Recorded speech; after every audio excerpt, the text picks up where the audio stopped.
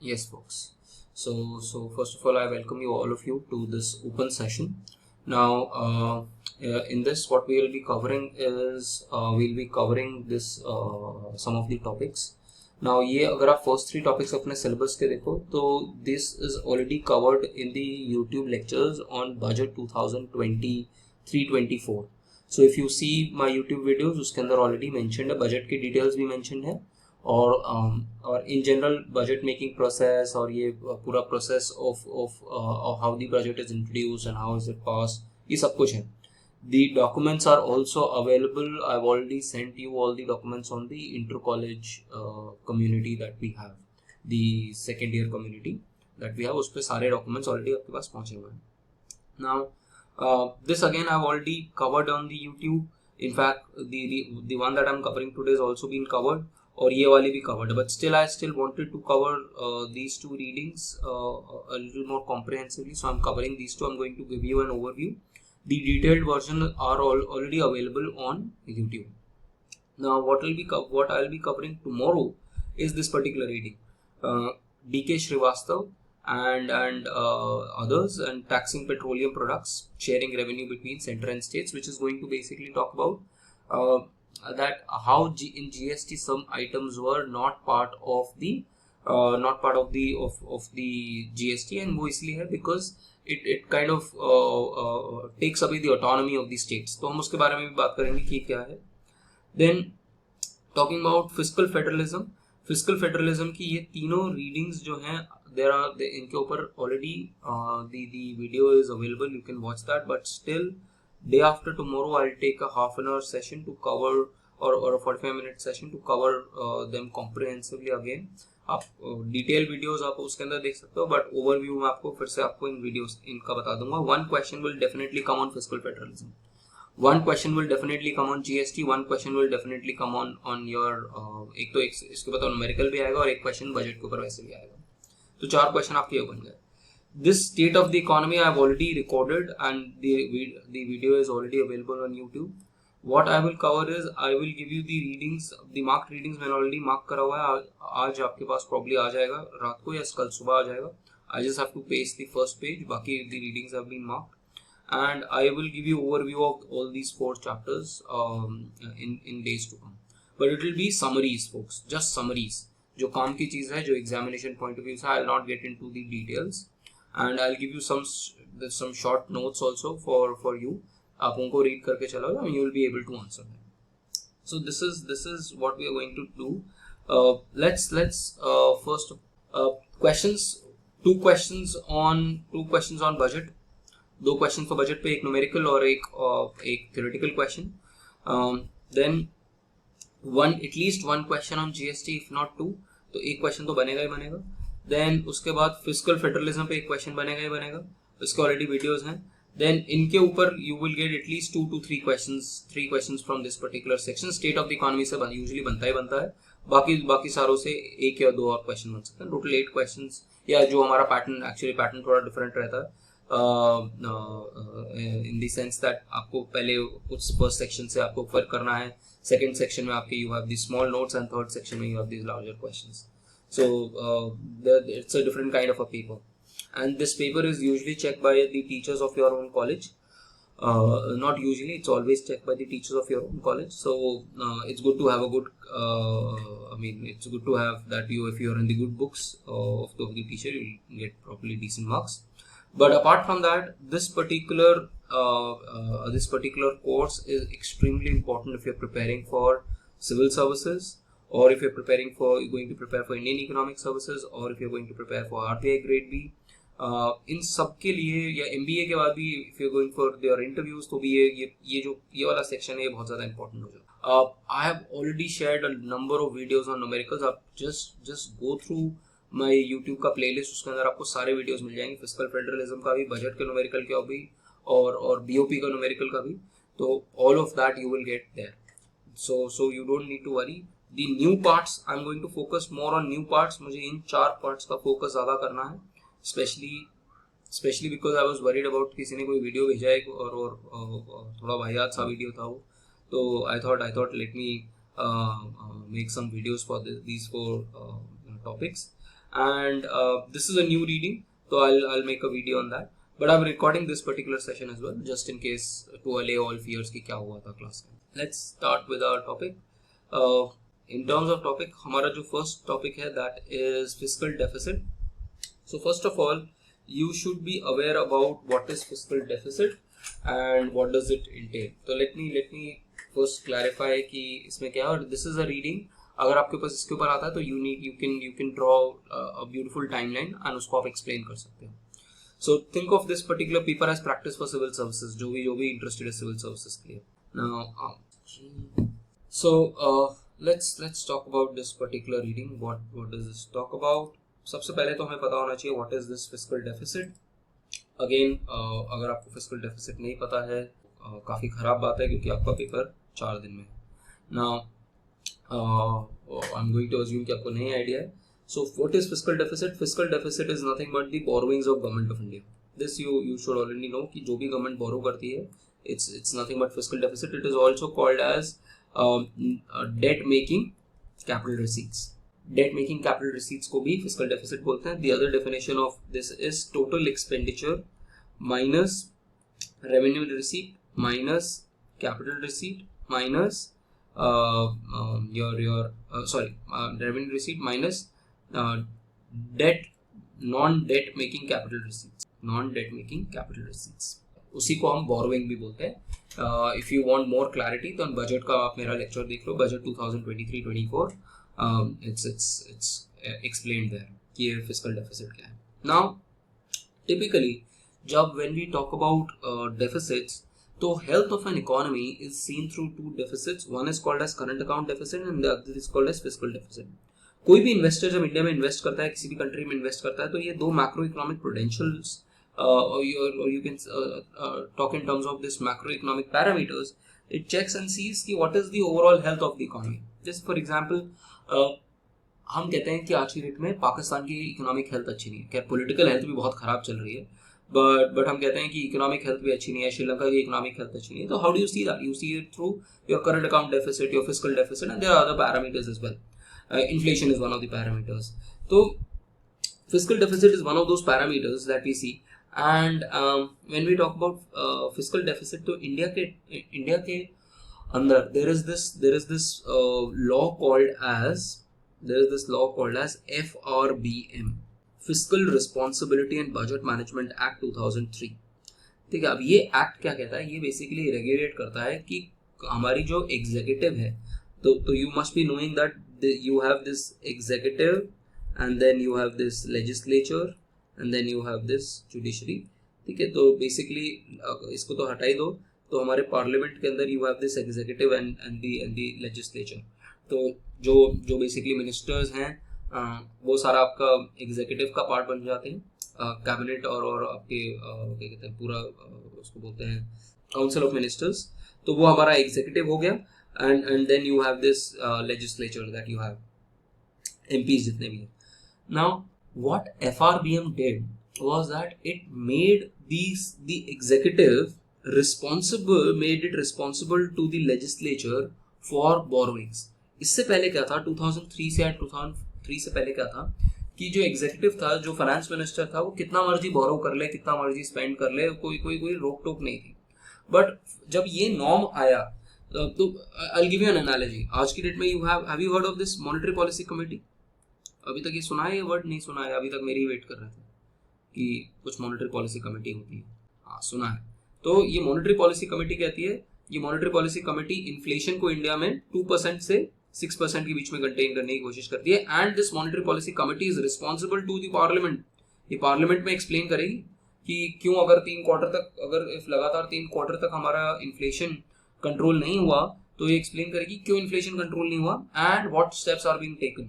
And recently monetary policy committee ने ये report parliament को प्रेजेंट करी है बिकॉज लास्ट पूरे ईयर में इन्फ्लेशन जो है 3 क्वार्टर्स तक इन्फ्लेशन 6% से प्लस रहा है. सो सिमिलरली यहाँ पर the एग्जीक्यूटिव जो है becomes responsible to the legislature and वो पार्लियामेंट में प्रेजेंट करता है कि मैं किस तरीके से अपने बोरोइंग को कंट्रोल करूंगा. Now what is borrowing? So basically you are saying कि आप borrowings को you want to control your borrowings. Why do you want to first of all control your borrowing? Because if you borrow too much, और ये शायद से debate अगर कोई newspaper पढ़ता हो तो ये डिबेट इंडिया में पिछले 1-1.5 साल से भी चल रही है कि कई स्टेट्स जो हैं, जैसे कांग्रेस जिस स्टेट में आना चाहती है, हैव यू हर्ड कि वो लेके आना चाहती है what is called as old pension scheme? किसी ने सुना old pension scheme versus new, जिनके सरकारी उसमें है पेरेंट्स, उनको शायद से पता हो old pension scheme versus new pension scheme. तो जहां जहां कांग्रेस की गवर्नमेंट आना चाह रही है वहां पर वो कह रहे हैं कि हम ओल्ड पेंशन स्कीम ले रही है। ओल्ड पेंशन स्कीम में फायदा क्या होता है कि आपको पेंशन जो आपकी लास्ट रन सैलरी होती है उसका आपको 50% मिल जाता है, ठीक है। बट न्यू पेंशन स्कीम में ऐसा कुछ भी नहीं है। तो अब बेसिकली गवर्नमेंट एम्प्लॉयज को फायदा देना चाह रहे हो, और अगर आप फायदा देना चाह रहे हो तो क्या होगा कि अच्छा सरकार तो पैसा दे देगी, बट सरकार के पास पैसा होना भी तो चाहिए उस चीज के लिए। So that is a problem. Now suppose आपने बोरो कर लिया, and I'll link it to what is the crisis in Sri Lanka. Suppose आपने कहा कि कई गवर्नमेंट आती है, मोदी जी कहते हैं 2024 में कि बॉस मुझे इलेक्ट कर दो, मैं हर किसी के अकाउंट में 5-5 लाख रुपए डाल दूँ, ठीक है, जो पिछली बार भी एक बार हुआ था। पर उन्होंने इस बार सीरियस हो गया, उन्होंने कहा कि मैं पहले डालूंगा बाद में वोट करना। तो आप लोग कहते हो चलो ठीक है हम वोट कर देते हैं, बट द प्रॉब्लम इज कि अगर आप वोट करके करा भी दोगे तो वो पैसे आएंगे कहाँ से? आप बोरो करके, आप सरकार बोरो करके तो वो पैसा कर लेगी, बट सरकार उसका रिटर्न कैसे करेगी? और रिटर्न जो बोरोइंग होती है ये 1 साल 2 साल की नहीं होती है। This is borrowing of 20 years 30 years, कई बार और भी लॉन्ग टर्म के लिए हो सकती है। But that means if you are borrowing today, your future generations have to repay that particular amount of money. So you can't borrow. Borrowing is an intergenerational concept. You can't borrow. I mean, recklessly in the current generation. जैसे sustainable development का आपको concept पता होगा environment के अंदर, वैसी sustainable borrowing भी होती है। You can't just borrow. I mean any amount today for the future generation to pay it back. So similarly, borrowings के ऊपर limit लगनी चाहिए।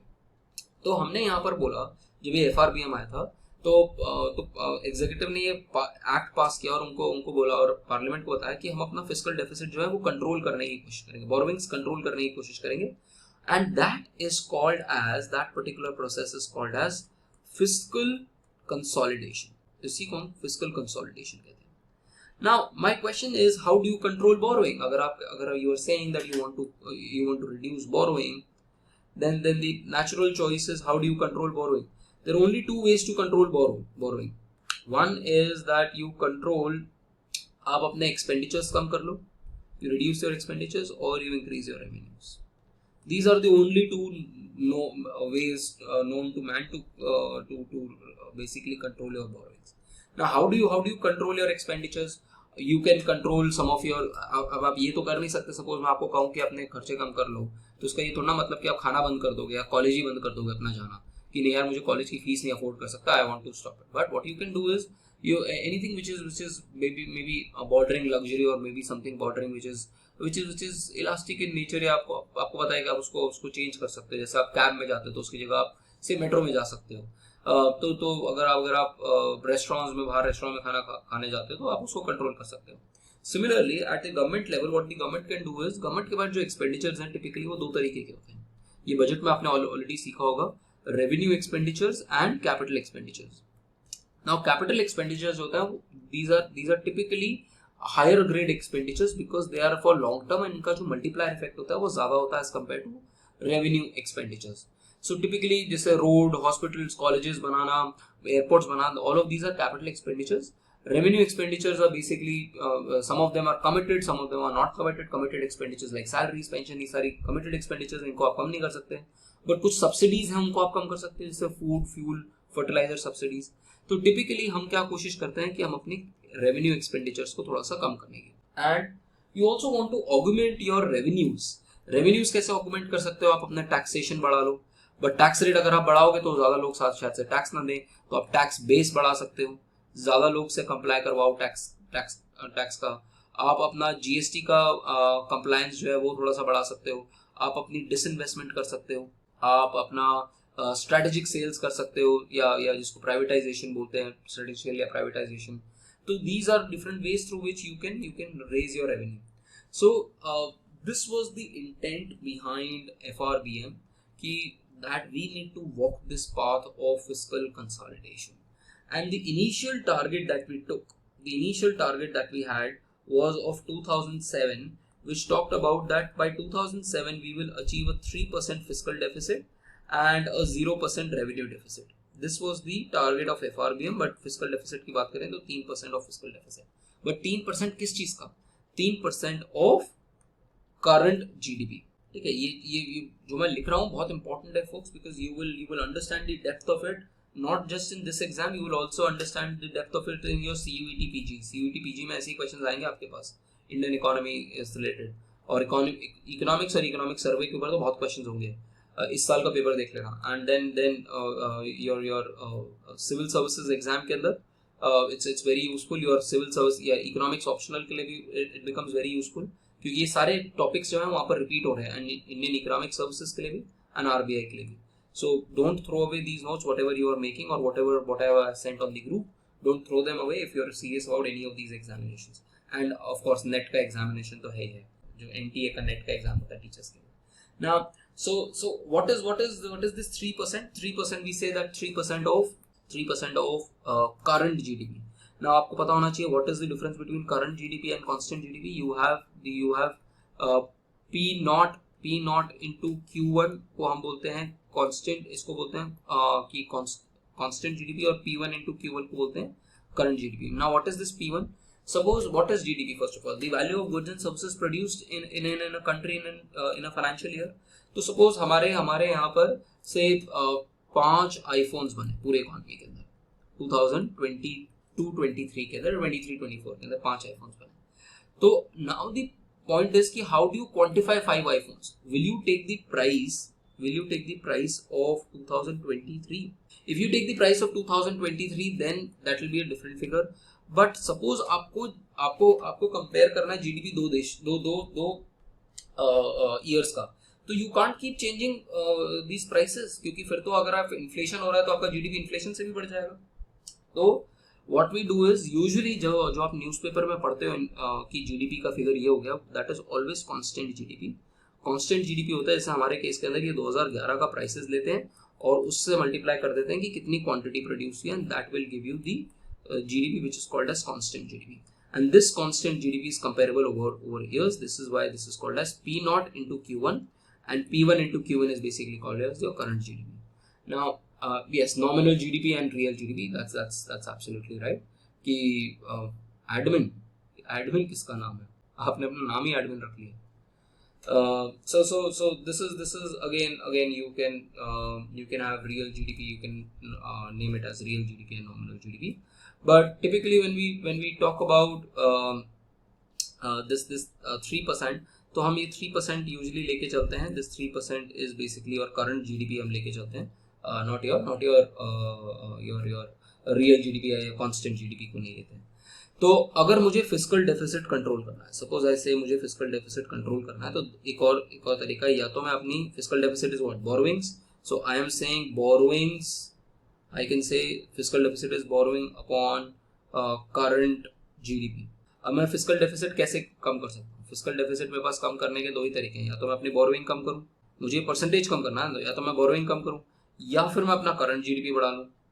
तो ये दो तरीके हैं जिसके through you can reduce your fiscal deficit. तो अगर आपका करंट जीडीपी भी बढ़ रहा है, देन अपने आप आपका फिस्कल डेफिसिट जो है वो कम हो जाएगा. और अगर आप बोरोइंग कंट्रोल करने की कोशिश करते हो तो भी आपका fiscal deficit as a percentage of your current GDP will go down. Now one thing that you need to add to your answers. Now folks, you have to understand that this is a contemporary paper. The name of the paper is Contemporary Economic Issues. Now that doesn't mean that you will write antique data points. तो जैसे ये वाला reading है, ये वाला reading आपको antique data points दे रहा है, हमें वो नहीं लिखना है, antique data points नहीं लिखना है. आपको क्या लिखना है कि after COVID the government in the budget 2023-24 has said that it will control the fiscal deficit to 4.5% of GDP by 2025-26. This is the aim. ठीक है. और मैं आपको एक नया अभी वो चार्ट बना के दूंगा, टाइमलाइन बना के दूंगा, तो आपको वो टाइमलाइन लिखनी है when it comes to fiscal deficit का क्वेश्चन. तो ये this is the basic behind ये फंडामेंटल है, without which you can't understand what are we going to talk about. Is the basic all right? किसी को कोई बेसिक में problem तो just type in the chat box here, you can raise your hand, I can unmute you. Any doubt है? Now let's कौन सा last time repeat करना है भाई? सो द 4.4, हाँ ये FRBM के अंदर एक्चुअली क्या है, अभी FRBM के अंदर वो क्लैरिटी नहीं है। तो ये गवर्नमेंट ने खुद ही बोल दिया है कि हम एक्चुअली FRBM में क्या था, FRBM में तो हम if you talk about the revised FRBM, it talked about reaching before COVID, which was before COVID, it talked about reaching 2.5% of fiscal deficit by 2025-26. That was the initial aim of FRBM, the revised FRBM. But now the government has actually said that your fiscal deficit is going to be 4.5% of GDP by 2025-26. It's not an FRBM goal, but essentially you can say अगर government ही कह रही है तो executive ही कह रही है, तो वो executive का ही कहना है. तो you can in all sense you can assume कि वो new norm है of that the government tries to achieve. And printing money, right. अरे प्रिंट मनी करोगे तो क्या होगा उसकी वजह से तुषार? प्रिंट मनी करना is only going to lead to inflation. तो सपोज मैं आपको you might have heard this thing in macro economics. एक मॉनेटरिस्ट है, एक group of economist, Milton Friedman से एसोसिएटेड है ये पूरा का पूरा group. They say that inflation is always a monetary phenomena. तो सपोज मैं आपको कहता हूँ कि मेरे पास एक ही पूरे कंट्री के अंदर एक ही आईफोन बना है, ठीक है. पहले लोगों के पास मैं पूरी जितने भी यहाँ पर क्लास में लोग हैं उन सबको मैं 200 रुपये देता हूँ और आपको कहता हूँ कि आप आईफोन खरीद सकते हो. What will happen is you will all bargain and ultimately the price of this phone is going to become 200, क्योंकि लोग कहेंगे कि मेरा पूरा पैसा ले लो, मुझे आईफोन दे दो. Now next year iPhone same ही एक ही आईफोन बना और मैंने सबके हाथ में 400 रुपये दे दिए, तो ये सेम एक ही आईफोन का प्राइस जो है वो 400 रुपये हो जाएगा. Why? Because less amount or the more amount of money is chasing the same amount of good or less amount of goods, and that is why we say the monetarists say that inflation is always a monetary phenomena, because also in the long run they say that आपका जो steady जो not the steady state जो आपका long run equilibrium है वो आपका y dash है या आप full employment पे हो, और अगर आप ज़्यादा पैसा प्रिंट करते रहोगे तो वो ultimately inflation को lead कर जाएगा. So you can't just print money to get out of this particular deficit. It is only going to lead to inflation. In fact, fiscal deficit itself is going to lead to inflation अगर output आपका ज़्यादा produce ना हो तो. So that is not a way forward. Printing money does not get you out of the woods. ठीक है. So let's now tackle the reading. I'll just quickly go through the reading in like 10-15 minutes. कि ये क्या है, इसका timeline क्या है reading का, and then we will cover the other portion. In fact चलो ये रीडिंग तो कर लेते हैं. I am more inclined to do another reading with you. If you can do this reading on your own. अगर कोई डाउट होगा तो you can put it on the group कि अगर इसमें आपको एक्सप्लेनेशन चाहिए, नहीं तो मैंने बड़े अच्छे से एक्सप्लेन करके ऑलरेडी डाली हुई है रीडिंग. अगर चाहिए होगी तो मुझे बता देना. I'll give you that explanation. मैं ओवरव्यू अभी भी दे दूंगा. But still I would like to touch upon another reading actually. Now let's talk about fiscal deficit. What is this fiscal deficit? Fiscal deficit की definition आपको पता है, यहाँ लिखी हुई है fiscal deficit की definition. I've already given you this fiscal deficit की definition. Now then comes the number of ways through which the government runs fiscal deficit. It typically talks about 4 ways. उनमें से एक, लेट मी जस्ट चेक, एक तरीका जो है वो तो खत्म हो गया था अगर यहाँ पर लिखा हुआ है तो पहला तरीका है कि आप बोरोइंग करते हो from central bank in terms of printing new currency, which is basically called as seigniorage as well, कि आप प्रिंट कर दो मनी. दूसरा तरीका है SLR का होल्ड करने का. अब ये SLR होल्ड करना, SLR का क्या रिलेशन है fiscal deficit? Have you all heard about SLR? सबने सुना SLR? तो what is this SLR? SLR is statutory liquidity ratio. ये स्टैट्यूटरी लिक्विडिटी रेशियो क्या कहता है? ये रेशियो कहता है दैट कितना बैंक्स को बेसिकली सेव करना है इन लिक्विड एसेट. सपोज एक बैंक ने 100 रुपीज का उसके पास डिपॉजिट्स पड़े हुए हैं, जिसको हम बोलते हैं net time and demand liabilities, NDTL बोलते हैं इसको, net time and demand liabilities. If you don't understand the term, leave it. ये बाद में करने की चीजें कि ये क्या है. बट सपोज एक बैंक के पास 100 रुपए का डिपॉजिट पड़ा हुआ है, तो हम कहते हैं कि उस डिपॉजिट का पूरा 100 रुपए वो आगे लोन नहीं देगा. कि I will send you, can someone send the inter college coordination group का लिंक एक बार इस चैट पे पेस्ट कर सकते हो कोई? Just put it on the chat please. Now SLR क्या है? SLR क्या है? सपोज आपका 100 रुपए का अपने 100 रुपए का आपका वो है डिपॉजिट है, तो उसमें से कुछ आप 100 के 100 रुपए जो है वो आप लोन नहीं दोगे. व्हाई? बिकॉज बिकॉज सपोज जिसने आपको पैसा दिया वो वापस लेने आ जाएगा, तो आप क्या करोगे? So some amount of money of a particular bank or whatever deposit that it gets, it needs to be stored in in liquid assets like gold, like bonds, and forex. तो इस तरीके से हम लिक्विड एसेट्स के form में उसको हम रखना चाहते हैं. Now the issue here is that usually bank से करते हैं एसएलआर में जो उसकी रिक्वायरमेंट होती है उसको वो गवर्नमेंट बॉन्ड्स खरीदते हैं. These government bonds are being bought, which is called as G6, government securities. तो गवर्नमेंट सिक्योरिटीज खरीदते हैं जिसपे 7-8 पर आराम से बिल्कुल आपको 7-8% का आपको रिटर्न मिल जाता है. But essentially if someone is buying government bond, what does that mean? Government को, अगर आप गवर्नमेंट का पेपर खरीद रहे हो तो आप गवर्नमेंट को पैसे दे रहे हो. This is nothing else than basically giving money to the government, or government basically borrowing money from the general public. So SLR is another form of basically borrowing done by the government. So raising the reserve requirement, making them hold additional cash, ये सारी चीजें जो हैं इसके through भी होता है. Then domestic open borrowing कर सकती है गवर्नमेंट बैंक से ले सकती है, गवर्नमेंट पब्लिक से ले सकती है थ्रू G6. तो ये तरीका, और एक्सटर्नल बोरोइंग. तो ये मेजरली 4 तरीके हैं जिसके थ्रू आप कोई भी गवर्नमेंट जो है वो बोरो करती है.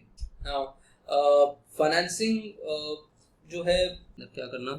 Now the problem with each of these types is कि सपोज गवर्नमेंट जो है, now what is the problem with each of these types of borrowing. Now पहला जो तरीका था जो मैंने आपको बताया सेनोरिच, दैट सपोज गवर्नमेंट जो है वो ज्यादा क्या कहते हैं करेंसी प्रिंट कर देता है. जैसे आई थिंक तरुण ने बोला था कि गवर्नमेंट ज्यादा करेंसी प्रिंट कर देगा तो क्या होगा. गवर्नमेंट जब ज्यादा करेंसी प्रिंट कर देगा तो इन्फ्लेशन होना शुरू हो जाएगा. बिकॉज अगर वो आउटपुट जो है, output growth is not much, then a lot of I am not sure why you are not able to join the group. Just ping me on this number. I will इस number पे message कर देना. I will give you the link. Now I was saying that हर एक process के अंदर ना, हर एक इसके अंदर कुछ ना कुछ प्रॉब्लम होता है. फॉर एग्जांपल, अगर आप ज्यादा प्रिंट करोगे मनी तो उसकी वजह से इन्फ्लेशन होगा. अगर आप SLR बढ़ा दोगे, दैट मीन्स गवर्नमेंट कह रही है कि अभी 100 रुपए में से अभी गवर्नमेंट कहती है कि 18 रुपए जो है अपने लिक्विड एसेट्स में रखने हैं. गवर्नमेंट कहती है, आप गवर्नमेंट इंक्रीज करती है 25 रुपए बोलती थी, 25% SLR करती थी, तो गवर्नमेंट तो बोरो कर लेगी. बट एसेंशियली बैंक्स के पर्सपेक्टिव से देखो, पब्लिक के पर्सपेक्टिव से देखो ना. Earlier if the SLR is 18%, that means out of every 100 deposited, 18 rupees is basically going to the government, and it rest 82 rupees can be lent by the bank to the general public or the private entities. Now if the SLR increases to 25%, तो क्या होगा? सिर्फ 25 रुपए, सिर्फ 75 rupees रह जाएंगे बाकी लोगों को लेंड करने के लिए. Which in economics we called as crowding out. Macro economics में इसी को तो क्राउडिंग आउट बोलते हैं. जब गवर्नमेंट ज्यादा बोरो करने लग जाएगा तो बाकी लोगों के पास कम बचेगा, और जब मार्केट में पैसा ही कम बचेगा तो इंटरेस्ट रेट भी बढ़ना शुरू हो जाएगा, तो इन्वेस्टमेंट अपने आप ही कम हो जाएगी.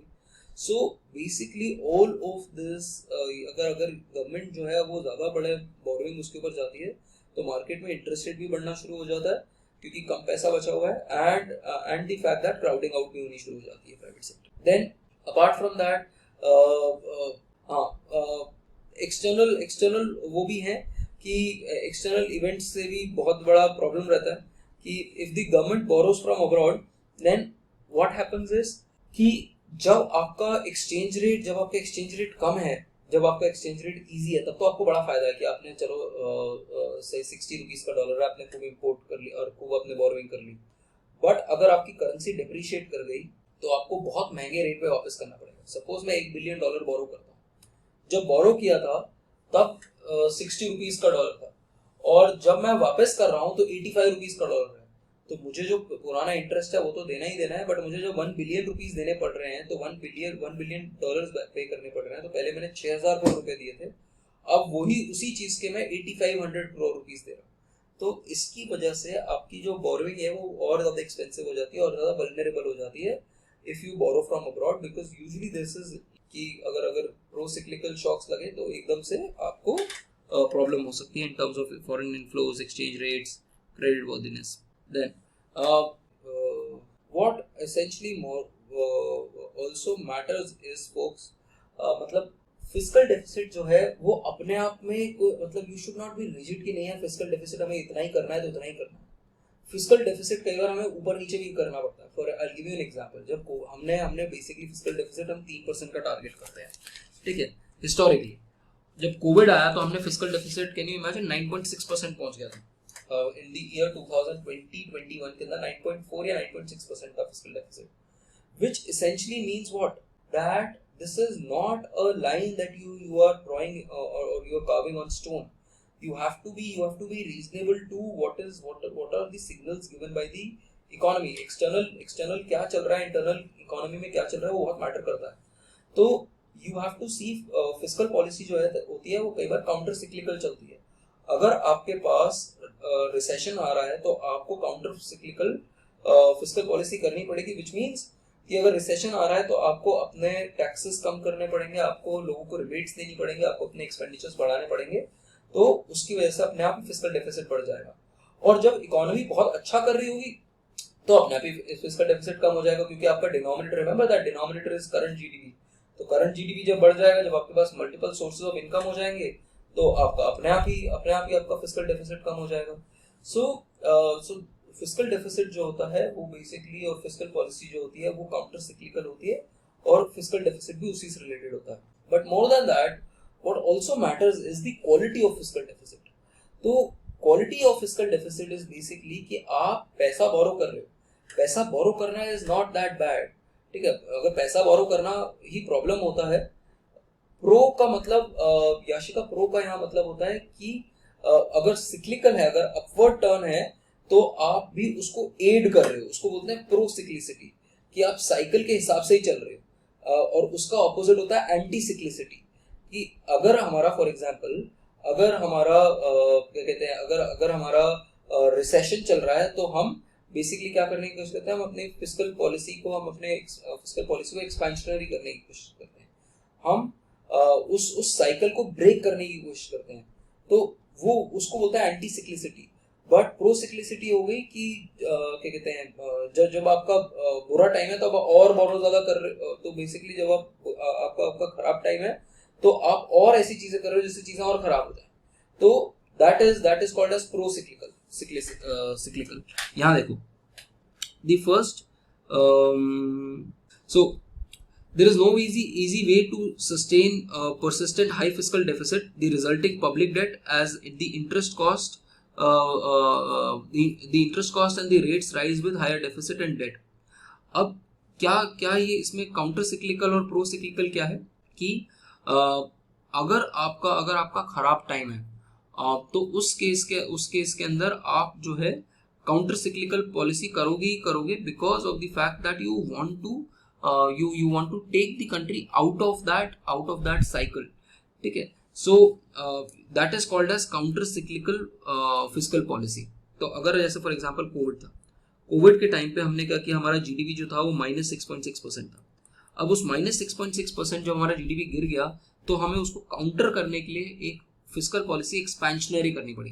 तो जीडीपी नीचे जा रहा है, और अगर आपका फिस्कल पॉलिसी ऑपोजिट डायरेक्शन में जा रहा है, तो इसको बोलते हैं हम काउंटर सिक्लिकल, साइकिल को ब्रेक करने वाला फिस्कल पॉलिसी. अब द क्वेश्चन इज कि प्रो सिक्लिकल क्या है. प्रो सिक्लिकल इज कि अगर आप सपोज आपका इकोनॉमी अच्छा कर रहा है, और इकोनॉमी अच्छा करने के अंदर आप और भी ज्यादा बोरो करने लग जाते हो, this is called as pro cyclical. तो ये दिस वाज द टाइम जब आपकी इनकम ज्यादा होती है. आपने उसमें भी पढ़ा होगा, इनकम हाइपोथेसिस में, परमानेंट इनकम हाइपोथेसिस में, या लाइफ साइकिल अप्रोच के अंदर भी पढ़ा होगा कि जब आपकी इनकम ज्यादा होती है तो that is the time to save, and then you have to dissave during your retirement. तो that is basically called as counter cyclical. But अगर जिस टाइम पे आप कमाने का आपकी एज है उसके अंदर आप और भी ज्यादा बोरो करने लग जाओगे, तो उसको चुकाओगे कब, that is called as pro cyclical. I hope I am able to basically address the question ki what is pro cyclical and counter cyclical. समझ में आया Ashika? Okay. Now so the idea is that during good times you can reduce your fiscal deficit, and so that during bad times you have this money. Now India fiscal deficit, अब India के fiscal deficit के पीछे ये periods 5 periods में divide कर रहा है इसको। कौन से 5 पीरियड्स हैं? एक 1950 से 1980, फिर 1980 से 1991, 1991 से 2001, 2002 से 2008, 2008 से लेके you can talk about till से अगर मुझे आप बोलोगे तो मैं कहूँगा 2008 से लेके 2014, और फिर बोलूँगा 2014 से लेके 2018, फिर लिखूँगा 2019 से लेके 2020 से 3 एंड देन ऑनवर्ड्स। मैं इस तरीके से साइकिल बनाऊंगा इसकी। Let's talk about fiscal deficit. हमारा जो फर्स्ट पीरियड है, फर्स्ट 3 डेकेड्स हैं, इसके अंदर 50 से 80s के बीच में हमारा जो फिस्कल डेफिसिट था वो काफी प्रूडेंट रहा है। वो ज्यादा एक्सीड नहीं किया। वो एक्सीड इसलिए भी नहीं किया बिकॉज हम जो थे, हमारी फिलॉसफी थी सारे के सारे गरीब रहो। ये मैं आपको इंडियन इकोनॉमी के अंदर पढ़ाऊंगा कि what was this approach of India in the first 3 decades which is also called as the Hindu rate of growth, जहां पर हमारा एम बेसिकली था कि एक क्लोज्ड इकोनॉमी, एक सेल्फ सफिशिएंट इकोनॉमी, जिसको ना एक्सपोर्ट करना है, जिसको सेल्फ सफिशिएंट इंपोर्ट इंडस्ट्रियलाइजेशन करना है, इंपोर्ट सब्स्टिट्यूशन इंडस्ट्रियलाइजेशन करना है। तो हमारा कुछ वो ऑब्जेक्टिव ही नहीं था ज्यादा ग्रो करने का। तो उस चक्कर में हमारा जो फिस्कल डेफिसिट था वो भी काफी कंट्रोल्ड था। It was in the second period 80s के अंदर जो है हमारा जो फिस्कल डेफिसिट है वो खराब होना शुरू हो गया, और स्पेशली लेट 80s के अंदर हमारा फिस्कल डेफिसिट बहुत ज्यादा आउट ऑफ हैंड गया। अब ये लेट 80s में क्या चक्कर था, ये फिस्कल डेफिसिट इधर इतना लिखा नहीं हुआ डिटेल में, but I am telling you this story that late 80s में क्या हुआ था कि एक हमारा जो मेजर इवेंट था वो था कि गल्फ वॉर हो गई। अब जब गल्फ वॉर हुई तो गल्फ वॉर की वजह से ऑयल का प्राइसेस जो है वो बहुत ज्यादा बढ़ने शुरू हो गए। You might have seen this movie Airlift. This Airlift is basically is based on this Kuwait वाला जो इशू था कि सद्दाम हुसैन जो था उसने कुवैत पे अटैक कर दिया था। तो उसकी वजह से वर्ल्ड का आउटपुट ऑफ ऑयल जो है वो एकदम से इम्पैक्ट पड़ा और ऑयल के प्राइसेस बढ़ गए।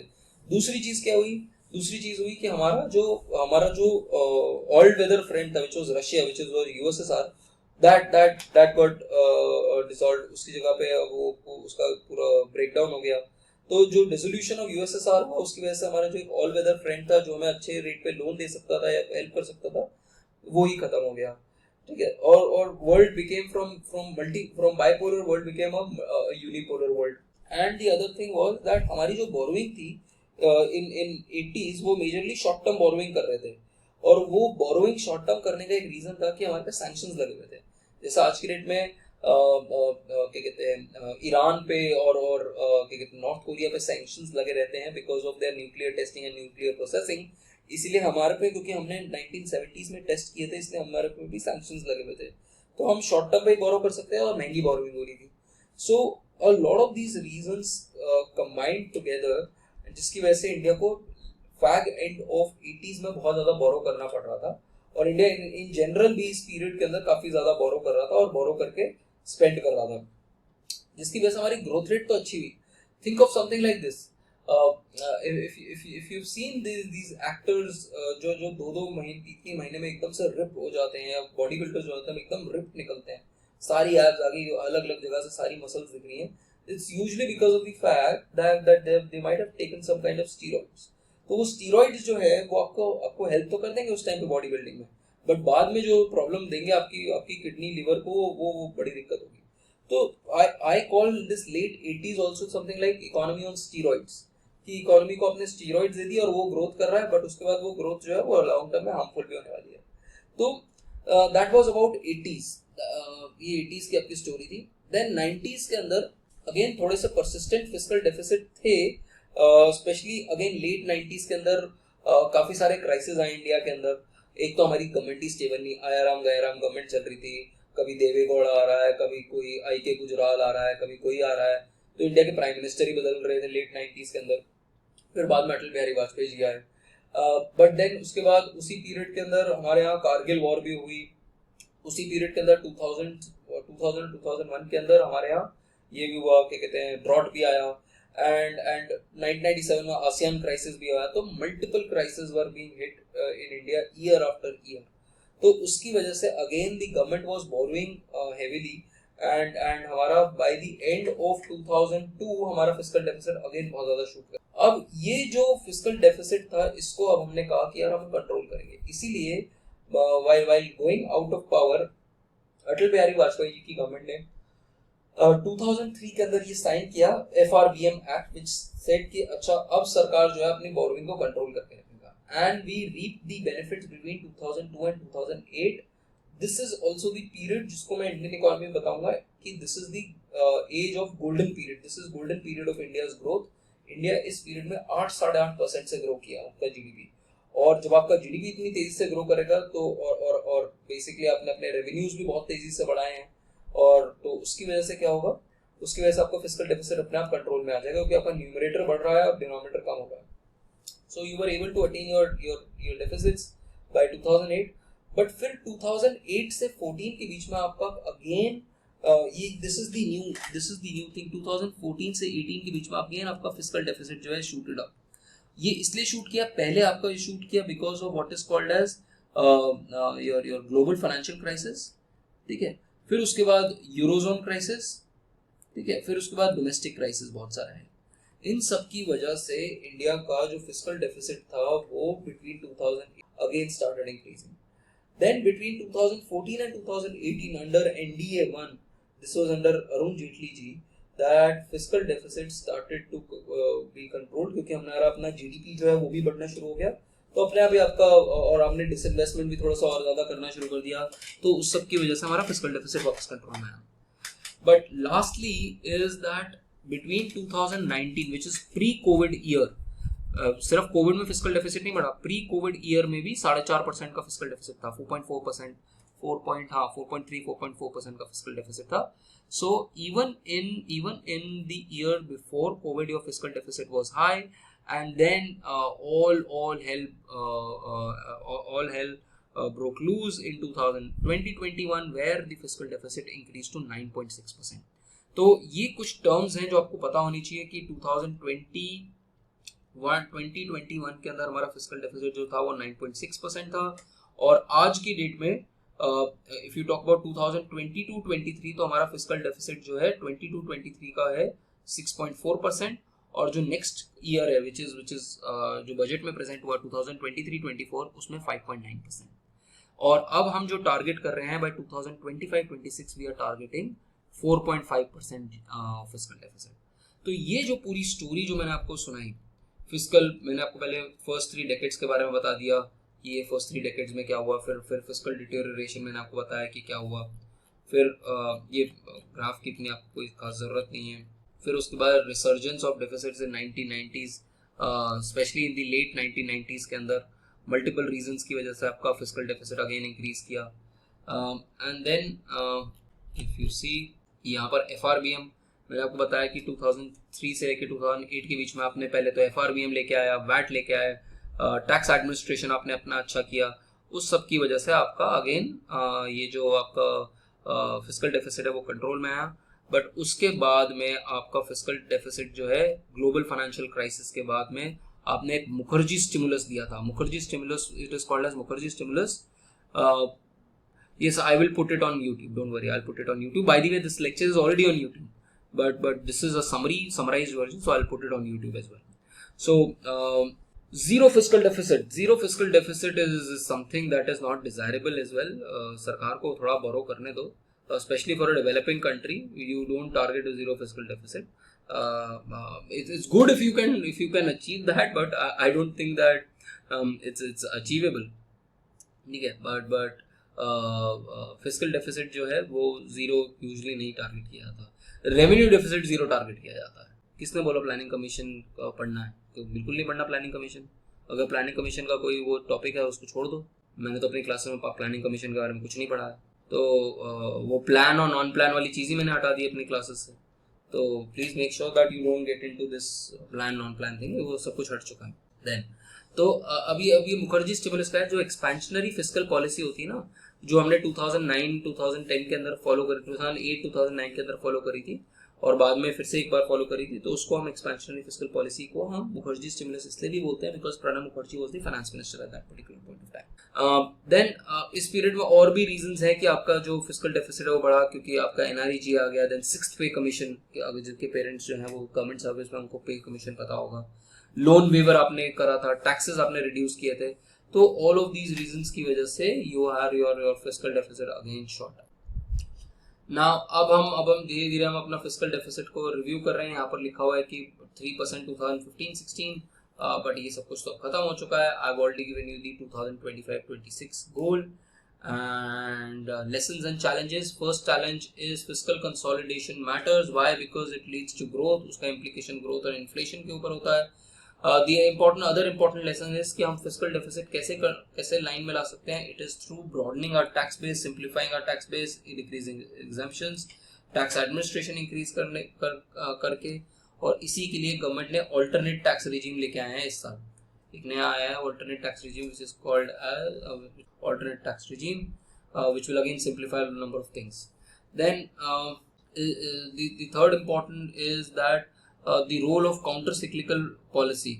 तो अब हमें पता है कि काउंटर सिक्लिकल पॉलिसी जो है वो बहुत ज़्यादा इंपॉर्टेंट होती है, बट हमें ये भी पता है कि इंसान को रिवाइव करने के लिए अगर हमें किसी को रिवाइव भी करना है तो उसका ये मतलब नहीं कि उसको कांस्टेंट करंट ही देते रहो, पागल नहीं बनाना उसे।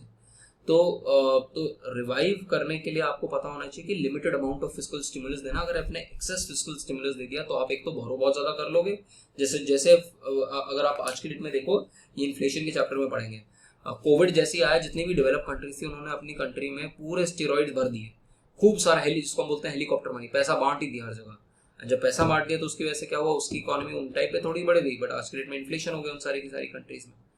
तो it is prudent that you should spend this money or do this borrowing a little more judiciously. And then fourth lesson is that the government should provide a lot of these public services जिसकी वजह से आपका जो expenditure है उसकी quality भी अच्छी हो जाएगी, फिस्कल डेफिसिट की भी क्वालिटी अच्छी हो जाएगी, एंड लोग और कंट्री को बोरो भी नहीं करना पड़ेगा। Then that's leakages, privacy issues. So this is about this particular reading, folks. Let me now give me a 2-minute break, and then we can break for the day, and tomorrow we'll cover the other 2 readings, folks. So tomorrow and day after, and even that the next day, next 3 days we'll have 3-4 days, so that 11th 12th 13th को हम अपना पूरा course का एक summary जो है prepare करना है।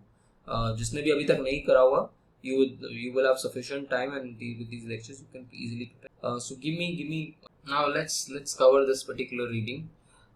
इस रीडिंग के अंदर जो है एक क्रिटिकल एनालिसिस है जीएसटी का, ठीक है, and usually the question that is asked उसमें critical analysis, I am expecting कि क्रिटिकल एनालिसिस होगा, तो you need to be updated with that particular fact. Now what does this article talk about? This article talks about that कि GST जो है वो क्या करेगा, वो एग्रीवेट कर देगा इनइक्वालिटी इन द कंट्री, और वो fiscal autonomy of the states को ऑलरेडी अगर वंशी का किसी जगह पर डीएम्फसाइज दे रखा है तो उसको छोड़ ही दो। डीएम्फसाइज का मतलब ये होता है उसका पेपर प्लेन बना लो, ठीक है। हमारे टीचर्स की टर्म में हम डीएम्फसाइज तभी करते हैं, हमें पता है कि हम यूजुअली हमें नहीं कराना, तो डोंट वरी अबाउट दिस।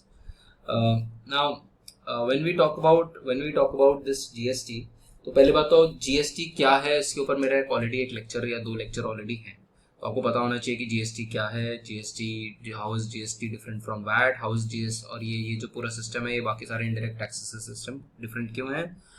इसके अंदर ये जो हम कहते हैं कि इनपुट टैक्स क्रेडिट कैसे मिलता है, इसमें ये CGST क्या है, SGST क्या है, AGST क्या है, all of these basic details आपको जीएसटी के मेरा जो यूट्यूब पे लेक्चर है उसमें आपको मिल जाएगा। उसमें मैंने एक एग्जांपल भी एक्सप्लेन किया हुआ है for to understand, that is from commerce side, but उससे आपको आइडिया लग जाएगा।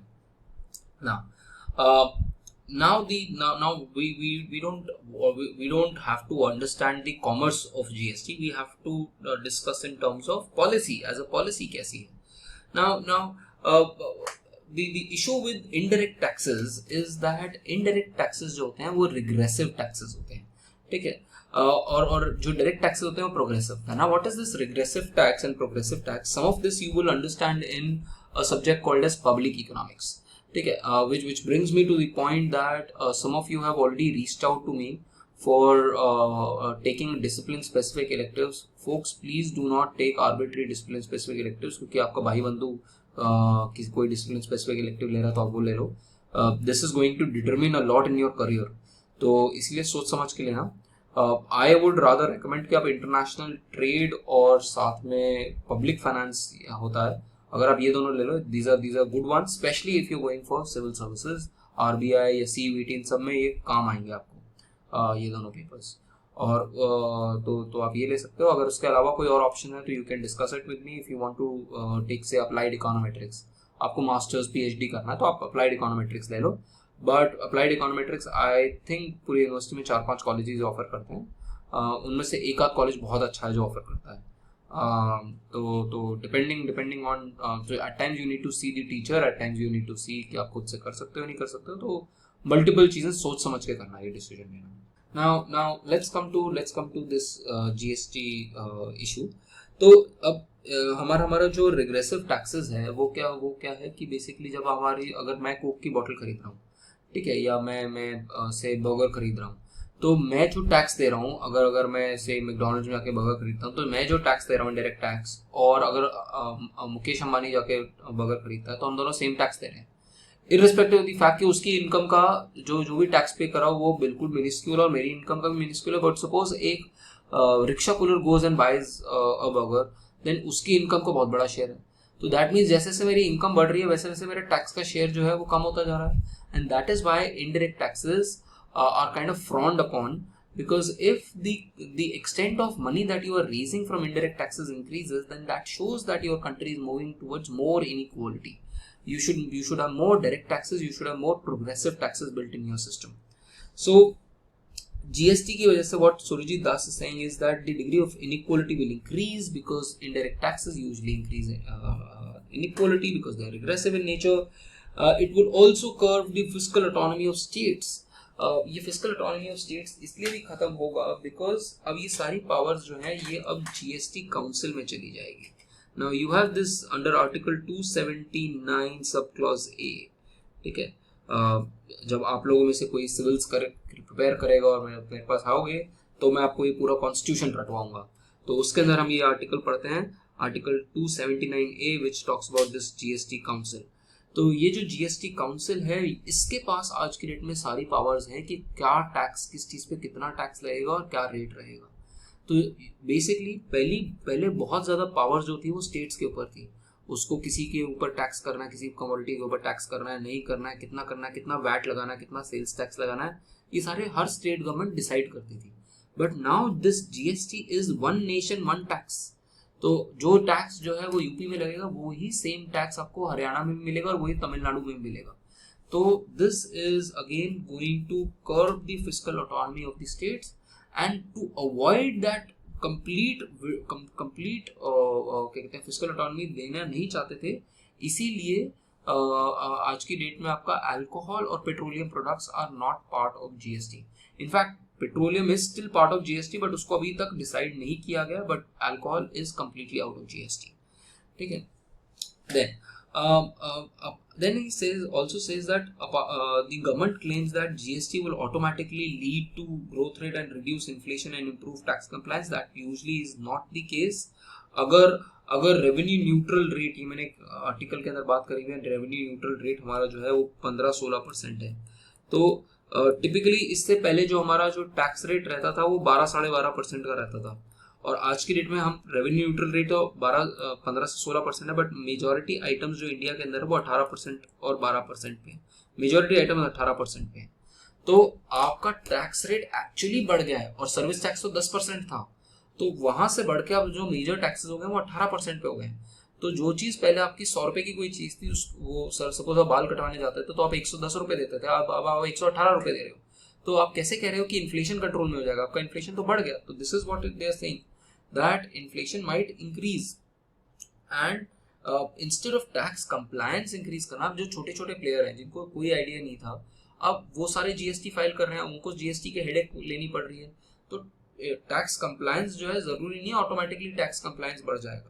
So all of this is basically I mean it throws a different light on GST as compared to what you read in your general newspapers.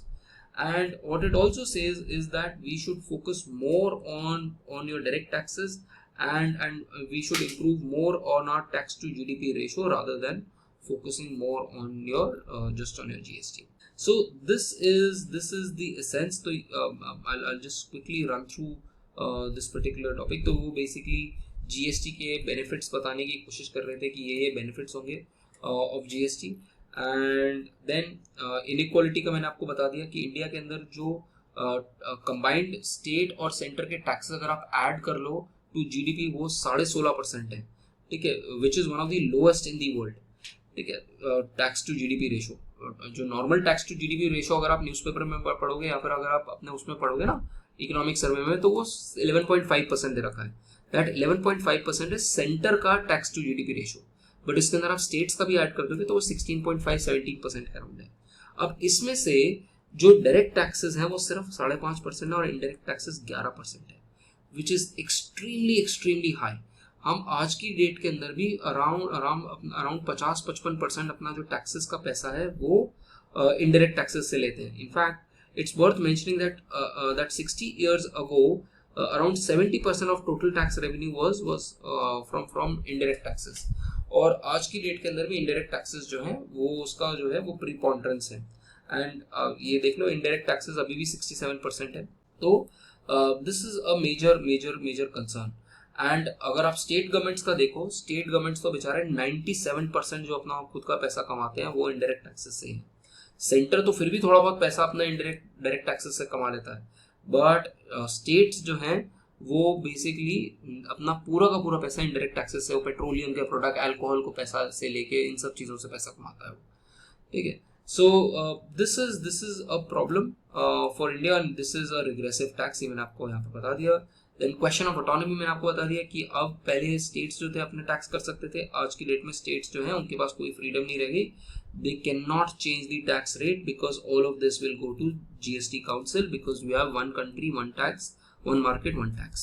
Then shifting of burden to producer, from producer to consumer. हम कई बार कहते हैं कि उसकी वजह से compliance बढ़ जाएगा. कई बार हम ये कहते हैं कि उसकी वजह से इन्फ्लेशन कम हो सकता है, प्राइसेस कम हो सकते हैं, but that's usually not the case. Impact क्या पड़ेगा किसी भी टैक्स का वो डिपेंड करता है इलास्टिसिटी ऑफ डिमांड और elasticity of supply. Something that you would have done in your micro economics कि प्रोड्यूसर पे कितना इम्पैक्ट पड़ेगा, कंज्यूमर पे कितना इम्पैक्ट पड़ेगा. यहाँ पर हम बात कर रहे हैं कि बर्डन जो है जीएसटी का वो प्रोड्यूसर से पूरा कंज्यूमर पे चला जाएगा, but that's usually not the case. We already know कि कोई भी आप टैक्स लगाओगे तो प्रोड्यूसर पे बर्डन और कंज्यूमर पे बर्डन जो होता है वो डिपेंड करता है इलास्टिसिटी ऑफ डिमांड और इलास्टिसिटी ऑफ सप्लाई के ऊपर. Then growth and inflation. तो ये मैंने आपको बता दिया कि आप जो अज्यूम कर रहे हो कि आपका इन्फ्लेशन कम हो जाएगा और आपका रेवेन्यू ग्रोथ होगा, that is usually not the case because of the fact कि आपका जो रेवेन्यू न्यूट्रल रेट जो इनिशियली इन्होंने बोला था कि 15 से 16% रखेंगे, इनफैक्ट आपने उसको भी ब्रीच कर दिया और आपने 18%, 12% और 28% का आपने स्लैब्स रखी हुई है. इसके अलावा एक और स्लैब है 5% की, बट मेजॉरिटी आइटम आपके 18% की स्लैब के ऊपर है. तो आपने तो टैक्स रेट बढ़ा दिया और उस टैक्स रेट बढ़ाने की वजह से your inflation in the economy will rather increase than reduce. And then you have this compliance is going to be onerous in case of GST, and that is again going to have a lot of problems, and you need to see whether the compliance will actually increase or not. Controversy already discussed here. Conclusion, okay, conclusion एक बार पढ़ लेना. So this is detailed as I have already told you. I've done with this particular reading in detail in the last year as well. Now what the contention is that tomorrow I will cover say one chapter of your economic survey. मैं आपको fiscal वाला policy वाला chapter कर लूँगा and साथ में आपको मैं आपकी रीडिंग से एक वो पेट्रोलियम प्राइसेस वाला जो चैप्टर है वो कराऊंगा, ठीक है. And then next day I will cover say a couple of chapters of economic survey, and if you suggest then maybe on 15th I can do, after your exam I can do your couple of things on macroeconomics. आपका macro का paper कब है? 9th. 15 के बाद next paper कौन सा है? तो then I don't think I'll be able to cover macro then, because I myself have my own exams between 20th and 30th. मेरे खुद के लॉ के एग्जाम्स हैं, तो I don't think I'll be able to take them. But what I'll do is I will send you notes for this thing, for macro. मैं आपको Solow model, Harrod-Domar and endogenous growth model, इसके मैं आपको notes भेज दूंगा. Just in case if I have time, then probably I can take sessions, but it looks very unlikely that between 20th and 30th I'll be able to get time. In terms of recommendation, ठीक है, मैं दिखा दूंगा terms of recommendation, कल आपको दिखा दूंगा ये वाली चीज़. Okay, I'll pick and choose videos and I'll send it. Ecotrix में एक दिन आपके पास. Let me see. Problem Lavanya is that my exam starts from 20th और मेरा हाल भी आप ही की तरह है. मुझे भी ज़्यादा आइडिया नहीं है, मुझे भी अभी पढ़ना शुरू करना पड़ेगा अपने लॉ के लिए. It's my final semester, so I also need to prepare well for that. 18th onwards I will not have time. What I can do is 15th को I can take, मैं रिकॉर्ड करके रख दूंगा session. जितने लोग आएंगे आ जाएंगे. Maybe later on you can see that lecture. I will take one session on solo model, one session on this thing Harrod-Domar and एक endogenous growth के ऊपर. तो वो मैं कर सकता हूँ.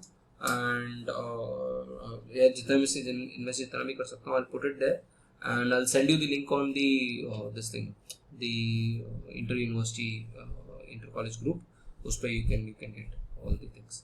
And regarding the this thing, the material for Ecotrix, it's already been uploaded on Edfolio. उस पर हर एक चैप्टर का आपके पास वो है, समरी है. Similarly, all the readings of CEI भी मैंने उसके ऊपर डाल दिया, Edfolio के ऊपर डाल दिया, ऐप के ऊपर डाल दिया है. उसमें अभी बस सर्वे को और ऐड कर देता हूँ, उसमें सब कुछ ऑलरेडी है. एंड ये फिस्कल डेफिसिट का चार्ट, कौन सा चार्ट, ये वाला चार्ट, तो वीडियो चेक कर लेना, वीडियो के अंदर होगा whatever chart you are seeing, this is the chart. So what I was saying that econometrics का भी इसी के Edfolio की ऐप के ऊपर है. And इसका भी contemporary economic issues का भी I've already put a lot of material there. I'll put more material on Edfolio more, जो भी मेरा सर्वे का है, तो you can go through that. उसमें डॉगर्थी का आई थिंक छोटा सा पोर्शन है, या मैंने अपने नोट्स में इनकॉर्पोरेट करा हुआ है, बट शायद से मैंने मार्क रीडिंग नहीं करा हुआ. बट मोर और लेस आई थिंक जो मेजर एक इशू आता है डॉगर्थी के साथ में, वो आई थिंक उसी का था. ऑटो कोरिलेशन में एक टेस्ट था जो सिर्फ डॉगर्थी में दे रखा था, गुजराती में ही था, वो मैंने इनकॉर्पोरेट किया हुआ है. बट मोर और less you can do it. How does your I'll send it on the inter college group as well. उसके ऊपर just go to that and app and then Molas अपना नंबर टाइप करना, Molas type करना, आपको access मिल जाएगा. And then you can take the subscription for the course. नहीं तो मैं mostly material तो मैं यहाँ पर भेज भी रहा हूँ. That is an open platform that I've built, and that's basically for the survival of the platform that we are raising. So otherwise you can take it from the group as well. So this is about it, folks. We will have another class tomorrow evening and we'll discuss other things. Thank you very much, folks. See you tomorrow at around same time.